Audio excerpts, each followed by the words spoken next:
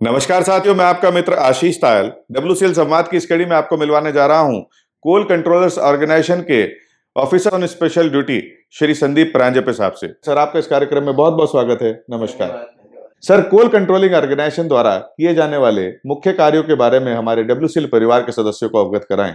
साथ ही यह भी बताएं कि कोयला कंपनियों के विकास में कोल कंट्रोलिंग ऑर्गेनाइजेशन का क्या योगदान रहता है। कोल कंट्रोलर ऑर्गेनाइजेशन यहाँ एक सबऑर्डिनेट ऑफिस है जो कि मिनिस्ट्री ऑफ कोल के अंतर्गत कार्यरत है। इसका मतलब यह है कि यहाँ रिपोर्टिंग मिनिस्ट्री ऑफ कोल को करता है और मिनिस्ट्री ऑफ कोल के डायरेक्टिव्स के अंतर्गत जो जो फंक्शंस दिए होते हैं उसका वह निर्वहन करता है। जैसे कि आप पूछ रहे हैं, कोल कंट्रोलर्स ऑर्गेनाइजेशन का मुख्य फंक्शंस उसमें मेनली आता है क्वालिटी असर्टनमेंट, यानी कि सर्टिफिकेशन ऑफ क्वालिटी। प्रत्येक माइंस और प्रत्येक सीम का जो क्वालिटी है उसे असर्टन करना है और डिक्लेयर करने का एम्पावरमेंट जो दिया है वो कोल कंट्रोलर को दिया हुआ है। उसके तहत हर साल जितनी भी ऑपरेटिंग माइंस है, जैसे आप जानते हो कि मैं बिलासपुर रीजन तथा नागपुर रीजन का हेड हूँ, तो इस रीजन में मुख्यतः ACCL और WCL की माइंस आती है। इसके अलावा भी अभी कैप्टिव माइंस है और अदर PSUs के भी माइंस आती है। तो इन सभी का जो ग्रेड डिक्लेरेशन रहता है उसका काम 2 रीजन द्वारा किया जाता है और इसका रिपोर्टिंग दिल्ली होने के बाद वहाँ से ये जो क्वालिटी के डिक्लेरेशंस है, ग्रेड डिक्लेरेशंस है, वो किए जाते हैं। ये एक्सरसाइज मुख्यतः जनवरी से लेकर मार्च तक होती है ताकि अगले फाइनेंशियल ईयर शुरू होने के पहले 1 अप्रैल को ये ग्रेड डिक्लेयर हो जाना चाहिए और अकॉर्डिंगली जो ग्रेड डिक्लेयर रहेंगे उसके तहत उसका ट्रांजैक्शन मतलब सेल परचेज जो हो रहा है वो उस ग्रेड के बेसिस पर किया जाता है। इससे आप यह समझ सकते हो कि इसका मुख्य कार्य है एक रेफरेंस क्रिएट करना। ग्रेड का रेफरेंस, हर सीम का, हर माइन का एक रेफरेंस किया जाता है क्वालिटी के तहत, सो दैट अकॉर्डिंगली उसका करस्पॉन्डिंग नोटिफाइड प्राइस के बेसिस पर उसका सेल ट्रांजैक्शन होता है। इवन ई ऑक्शन में भी बेस प्राइस इसी के बेसिस पर डिसाइड होती है एंड सब्सिक्वेंटली सबसे बड़ा इससे जो रेफरेंस क्रिएट होता है वो रॉयल्टी के लिए, जो कि गवर्नमेंट का मिनरल कोल के थ्रू जो रॉयल्टी रेवेन्यू जनरेशन है वो इस ग्रेड के बेसिस पे की जाती है।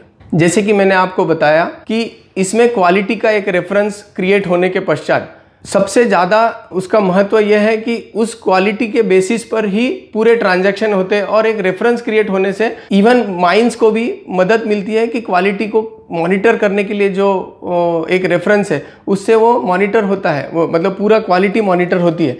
अपार्ट फ्रॉम क्वालिटी असेसमेंट, हम लोग as a coal controllers organisation अभी माइन क्लोजर प्लान, जो कि एक एनवायरमेंटल के दृष्टि से जो बहुत महत्व ड्रॉ कर रहा है इन द प्रेजेंट सिनेरियो, तो उसका मॉनिटरिंग एजेंसी है on behalf of ministry of कोल।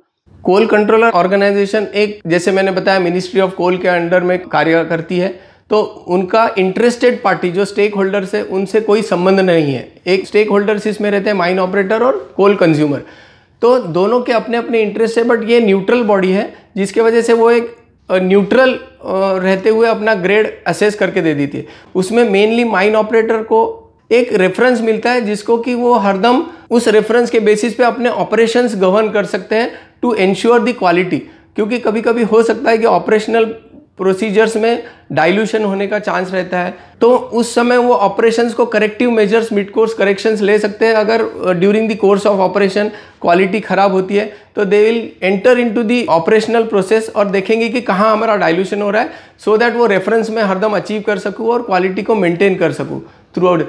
इसमें फ़ायदा ये होगा कि कंज्यूमर सेटिस्फैक्शन बढ़ते जाता है बिकॉज ऑफ दिस रेफरेंस। अगर ये रेफरेंस के हिसाब से अगर वो कोल प्रोड्यूस करेंगे तो कंज्यूमर का सेटिस्फैक्शन बढ़ते जाता है और देयर बाय कंपनी को फ़ायदा होता है। सर, जैसा आपने बताया कि कोल कंट्रोलिंग ऑर्गेनाइजेशन द्वारा खदानों में उपलब्ध कोयले का ग्रेड डिक्लेरेशन का कार्य किया जाता है। ग्रेड डिक्लेरेशन क्या है, इसकी क्या प्रक्रिया है तथा कोल कंट्रोलिंग ऑर्गेनाइजेशन इसे किस प्रकार संपादित करता है। ग्रेड डिक्लेरेशन प्रोसेस ये एक विस्तृत कार्य प्रणाली है। सर्वप्रथम इसमें जो माइन ऑपरेटर्स हैं उन्हें अपना ग्रेड असेस करना है, जिसके तहत वो लोग साल में जो एप्लीकेशन देते हैं, हमें जनरली यह एप्लीकेशन दिसंबर में दी जाती है अगले फाइनेंशियल ईयर के लिए। तो इस एप्लीकेशन के साथ वो खुद ही अपने माइन का, सीम का, हर सीम का 2 सैंपल्स कलेक्ट करते हैं और उसके बेसिस पर अपने एनालिसिस करने के बाद उस ग्राउंड पर अपना एक ग्रेड डिक्लेयर करके अप्लाई करते हैं कोल कंट्रोलर्स ऑर्गेनाइजेशन को। उस एप्लीकेशन के रिस्पांस में कोल कंट्रोलर्स ऑर्गेनाइजेशन के अधिकारी, उसके एम्प्लॉयज़ हर माइन में जाके उसका सैंपल कलेक्ट करते हैं, सीम का हो या माइन का, डिस्पैच का, एज पर दी एप्लीकेबिलिटी उसको सैंपल कलेक्शन किया जाता है। 3 सैंपल कलेक्ट किए जाते हैं। ये सैंपल कलेक्शन का जो प्रोसेस है ये IS स्टैंडर्ड में ऑलरेडी लेट डाउन है। IS स्टैंडर्ड्स है उसके, Indian standards. Similarly on the basis of Indian standards coal controllers organisation ने अपना एक लेट डाउन प्रोसीजर है जो कि अप्रूव्ड प्रोसीजर है, जो लागू है सभी कोल माइंस के लिए। उसके तहत, उस प्रोसीजर के तहत ये सैंपल्स कलेक्ट करके NABL एक्रेडिटेड लैब के थ्रू एनालिसिस होने के पश्चात उसका एवरेज ग्रेड डिक्लेयर किया जाता है, जो कि फिर आने वाले फाइनेंशियल ईयर के लिए लागू होता है। जैसे कि मैं आपको समझा रहा था, सैम्पलिंग का प्रोसेस एग्जैक्टली कैसे होता है। आप जानते हो कि हर सीम वाइज कोल माइनिंग होता है, तो जिस सीम में आप प्रपोज कर रहे हो हम काम करेंगे आने वाले फाइनेंशियल ईयर में, जो माइन बोलती है कि हम इस जगह पर काम करेंगे, उस जगह के सीम का, उसमें 2 प्रकार के सैंपल होते हैं। अगर सीम से सैंपल लेना है तो उसमें उसे कहा जाता है स्ट्रिप सैंपलिंग, ताकि उसकी जो सीम की थिकनेस है उस थिकनेस के अक्रॉस एक 30 सेंटीमीटर की स्ट्रिप काटकर, 10 सेंटीमीटर डीप स्ट्रिप रहती है, उसको काट कर, मैन्युअली काट कर, और उसका फिर सैंपल बनाया जाता है। जैसे कि मैंने बताया IS 436 के स्टैंडर्ड्स है, उस स्टैंडर्ड के अनुसार उसका वो सैंपल प्रिपेयर किया जाता है और देन वो सैंपल को एनालिसिस किया जाता है। अगर सीम सैंपलिंग करना एप्लीकेबल नहीं है किसी माइन में, तो उसमें उनका जो प्रोडक्शन होता है, उस प्रोडक्शन से जब बाहर कोयला आता है, उस बाहर निकले हुए कोयले को भी डिस्पैच जब होता है उस समय भी सैंपल लिया जाता है, डिस्पैच सैंपल। उससे कहते हैं ट्रक सैंपल या वैगन सैंपलिंग, वो भी किया जाता है। जनरली पिट टॉप पर जो स्टॉक रहता है उसको जब डिस्पैच करते हैं उस समय वो जो trucks, most of the time ऐसा देखा गया है कि ट्रक सैंपलिंग ही होता है, पिट टॉप से जाता है, ट्रक डिस्पैच होता है। और जहां वैगन्स है, पिट टॉप पर वैगन्स लगी हुई है, वो वैगन से भी सैंपल होता है। तो उसका अपना एक अलग प्रणाली है। जैसे मैं बताया IS स्टैंडर्ड्स, उसके लिए भी लेट डाउन नॉर्म्स है कि ट्रक्स में से कैसे सैंपल कलेक्ट करना है। तो उस प्रणाली को अडॉप्ट करते हुए हम लोग वो सैंपल कलेक्ट करते हैं पर्टिकुलर डे का, और 7 दिन के इंटरवल पर ये सैंपल लिया जाता है डिस्पैच का। वेराज जैसे मैंने आपको बताया, सीम में 3 अलग अलग जगह का सैंपल लिया जाता है, जिसमें कि कम से कम 30 मीटर का अंतर होना चाहिए। एक सैंपल और दूसरे सैंपल के बीच में 30 मीटर का अंतर हुआ जाता है, यह सीम सैंपल में। वेराज ट्रक सैंपल जब डिस्पैच सैंपल लेते हो तो उसमें 2 सैंपल के बीच में कम से कम 7 दिन का अंतर रखना जरूरी है, ताकि आपको एक स्पेस क्रिएट की जाती है और जनरलाइज किया जाता है कि क्वालिटी क्या है। एक ही समय एक ही जगह का सैंपल लोगे तो ये रिप्रेजेंटेटिव नहीं रह सकता, इसलिए ये रिप्रेजेंटेटिव सैंपल का नॉर्म है कि स्पेस क्रिएट करिए या टाइम स्पेस क्रिएट कीजिए। तो जैसे मैंने आपको बताया, दोनों में, एक में टाइम स्पेस क्रिएट की गई है, एक में डिस्टेंस की स्पेस क्रिएट की गई है। That is let down in, as I told you, in IS standards. Sir, coal controlling organisation की माइन क्लोजर में क्या भूमिका है, इस संबंध में आप हमें क्या बताना चाहते हैं? आप जानते हो कि आज 2009 के बाद माइनिंग प्लान जो अप्रूव होते हैं उसके साथ साथ ही बोला गया है कि माइनिंग क्लोजर प्लान भी उसका पार्ट होना चाहिए। तो उसमें अभी 2 कैटेगरीज हैं। जैसे कि आप जानते हो कि अपार्ट फ्रॉम WCL या PSU, coal India limited, other mines are also there in India. तो अदर देन कोल इंडिया जो भी माइंस है उसका माइनिंग प्लान और माइन क्लोजर प्लान का अप्रूवल का अथॉरिटी कोल कंट्रोलर्स ऑर्गेनाइजेशन है। तो it is binding on the mine operator कि बिफोर स्टार्टिंग द माइन आपको एक माइन प्लान अप्रूव करवाना है, जिसमें कि माइन क्लोजर भी इनबिल्ट इंटीग्रेटेड रहेगा। और अकॉर्डिंगली उस जो माइन क्लोजर प्लान में जो एक्टिविटीज आप मेंशन करोगे और उसके लिए जो अमाउंट का रिक्वायरमेंट रहने वाला है, उसमें एक कंसेप्ट है कि माइन क्लोजर एक्टिविटीज आपको throughout the life of the mine till the closure आपको प्रोग्रेसिवली एग्जीक्यूट करना है। उसके लिए एक सिक्योरिटी डिपॉजिट का कंसेप्ट आया है माइन क्लोजर प्लानिंग में, जो कि माइन ऑपरेटर का ड्यूटी है। उसमें वो एनुअल एक क्लोजर का कॉर्पस क्रिएट किया जाता है और उसको एनुअली माइन ऑपरेटर को डिपॉजिट करना है by executing a tripartite agreement between coal controller, mine operator and a bank. एक नेशनलाइज्ड बैंक में एस्क्रो अकाउंट खोला जाता है हर माइन के नाम से, और उसमें as per the assessment approved under mine closure plan एक एनुअल अमाउंट डिपॉजिट की जाती है। Subsequently during the operation of the mine, stipulated mine closure activities are to be executed by the mine operator, and at the end of every 5 years they can get those money back at certain portion of that money is being reimbursed on the basis of the activities conducted. तो इसका जो mine closure activities execute करते हैं उसका हम लोग को monitoring का दिया हुआ है 5 साल। जब आपका माइंस का क्लेम आता है, बेसिकली इस माइन का क्लेम जब ये लोग प्रपोजल सबमिट करते हैं उसको एक थर्ड पार्टी ऑडिटर भी हम लोगों ने असाइन किए हुए एम्पैनल्ड ऑडिटर्स है, उनके थ्रू वो ऑडिटिंग के बाद कोल कंट्रोलर ऑर्गेनाइजेशन फिजिकल इंस्पेक्शन करने के पश्चात उस प्रपोजल को स्क्रूटिनाइज करने के पश्चात उसमें जो एलिजिबल एक्टिविटीज है और एलिजिबल अमाउंट है उसका रिएम्बर्समेंट किया जाता है एक सर्टेन प्रोपोर्शन में as per the let down system. तो ये एक बहुत महत्वपूर्ण कार्य हो गया है जो कि एनवायरनमेंट के दृष्टि से, क्योंकि आप सब जानते हैं कि mining is a very environment degrading activity, तो उसको साथ साथ माइनिंग करते समय ही माइन जो लैंड डिग्रेड हो रही है उसे फिर से रिवाइव करने के लिए, रिक्लेम करने के लिए एक मोडालिटीज फॉर्म हुई है under this mine closure plan, और एक बंधन कारक कर दिया है कि साथ ही साथ माइनिंग के साथ साथ ही उसका रिक्लेमेशन होते रहे, ताकि आखिर में ऐसा ना हो कि पूरी तरह से डिवास्टेटेड रहे वो लैंड और लास्ट में जो बचे हुए 3 साल रहेंगे माइन का प्रोडक्शन खत्म होने के बाद बचे हुए 3 साल में जो रेमिनेंट कार्य है, जो रेमिनेंट क्लोजर एक्टिविटीज है वो खत्म करके फाइनली क्लोज हो सके माइन और वो लैंड फिर से दूसरे काम में यूज कर सके।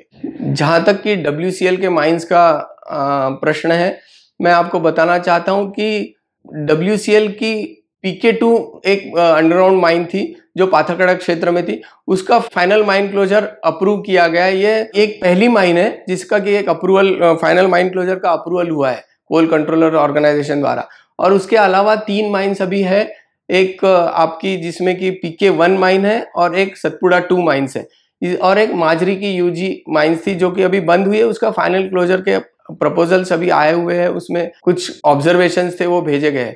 लेकिन आपको मैं बता देना चाहता हूं कि जितने भी WCL के 5 इयर्स के, जो मैं बोल रहा था आपको, एवरी 5 इयर्स जो रिएम्बर्समेंट के प्रपोजल आते हैं वो अभी तक के 100% प्रपोजल्स यहाँ से एड्रेस कर चुके हैं। ऐसा कोई पेंडिंग प्रपोजल नहीं है जो कि WCL का अभी प्रोग्रेसिव माइन क्लोजर का पेंडिंग है। सिमिलरली बिलासपुर रीजन का भी इंचार्ज हूँ। On the same lines ACCL के भी फर्स्ट फेज के मैक्सिमम प्रपोजल्स ACCL के क्लियर हो गए हैं। सेकंड फेज के अभी प्रपोजल्स है जो कि वॉर फुटिंग पर शुरू है। ये एक्चुअली एक कंटिन्यूअस प्रोसेस है। जैसे आपके प्रपोजल्स आते हैं उसमें हम लोगों का एग्जामिनेशन होता है, 3 टियर सिस्टम है। एक पहले रीजनल लेवल पर स्क्रूटिनी होता है, देन हेडक्वार्टर लेवल पर एक टेक्निकल कमिटी है, एंड सबसे पहले जो मैंने बोला था आपको कि थर्ड पार्टी ऑडिटर जो एम्पैनल्ड है उनका स्क्रूटिनी होता है।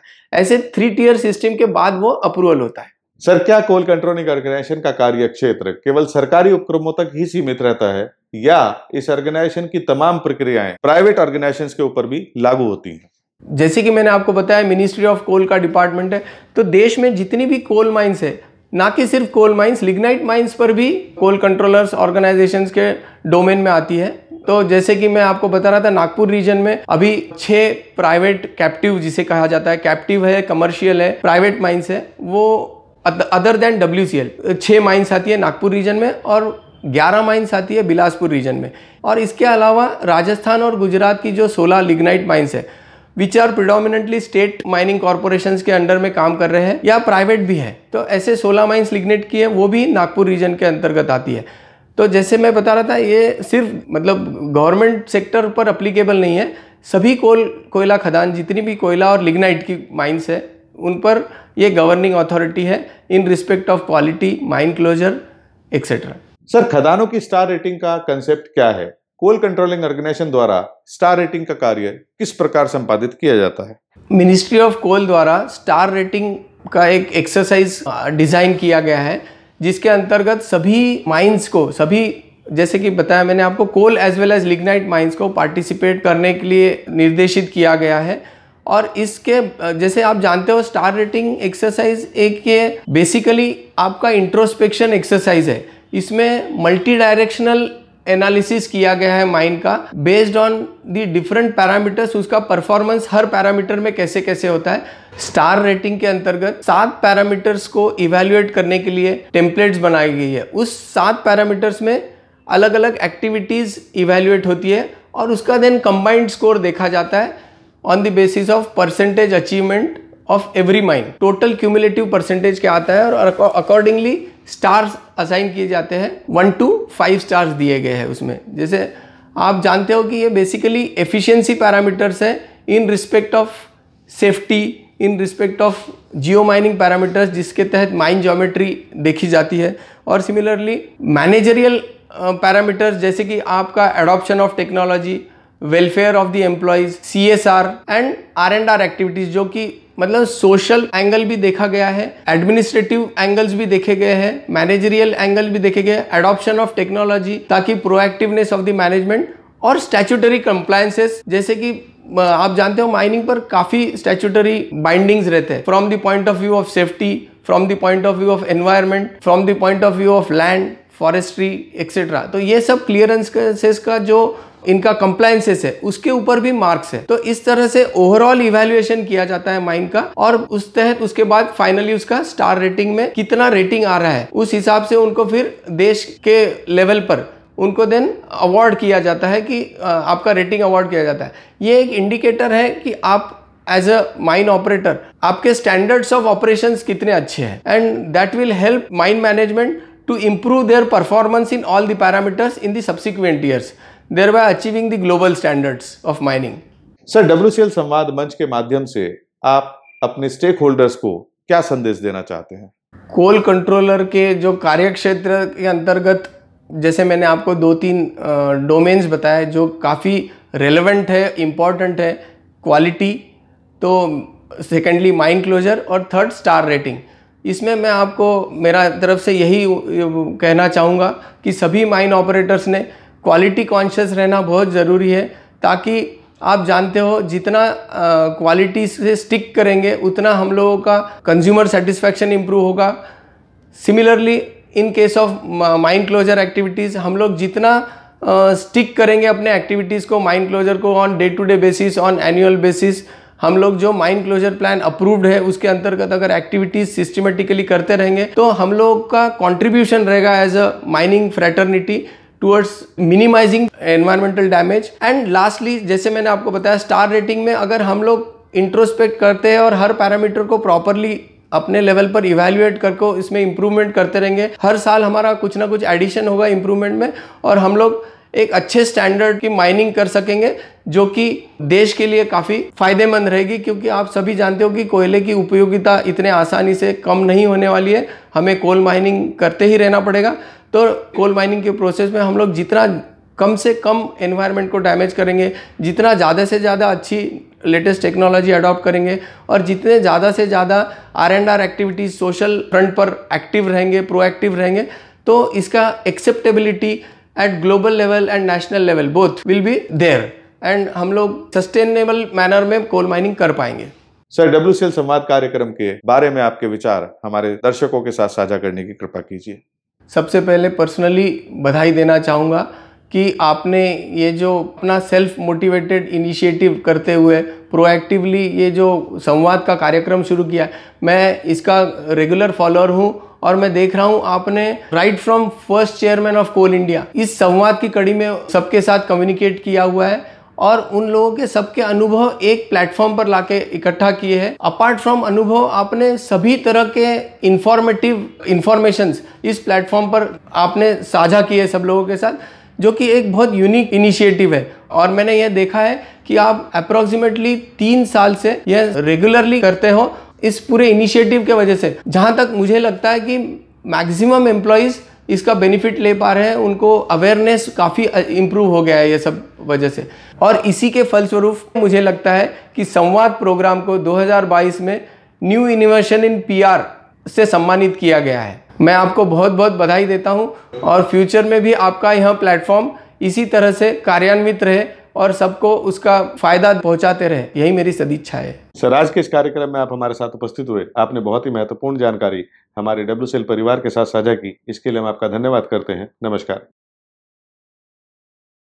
साथियों, WCL संवाद कार्यक्रम को आपने खूब सराहा, ढेर सारा प्यार दिया। इस कार्यक्रम को और अच्छा बनाने के लिए हम आपके सुझाव निरंतर आमंत्रित करते हैं। नमस्कार।